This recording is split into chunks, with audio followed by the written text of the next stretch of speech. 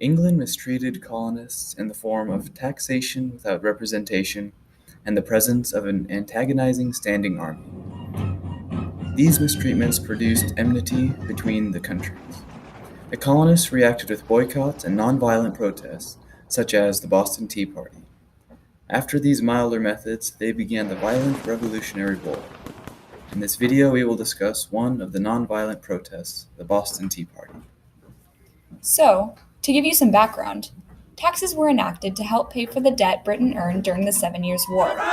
In addition to taxes, England made provocative legislation. One economic act was the Tea Act, where tea from England was made extremely cheap so that colonists would buy it instead of buying tea smuggled by rebels.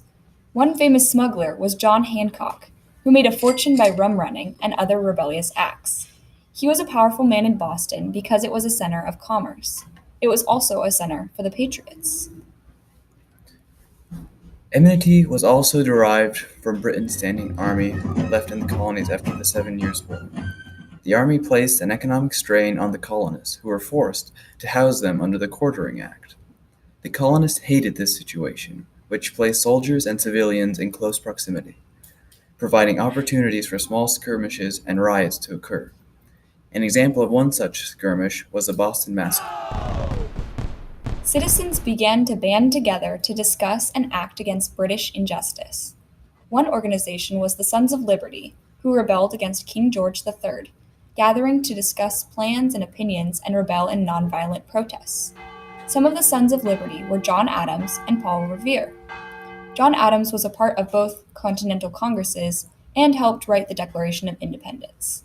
Paul Revere was a silversmith who created political art about the Boston Massacre. They were influential in the Boston Tea Party. Prior to the Tea Party, Governor Thomas Hutchinson enforced the Tea Act and barred the ships of tea from leaving Boston Harbor when the colonists who would not allow the tea to be taken ashore. To demonstrate their exasperation with the situation, the Sons of Liberty and others resolved to destroy it. The Boston Tea Party occurred at Griffin's Wharf in 1773. The participants dressed like Indians and took control of 3 boats containing the tea.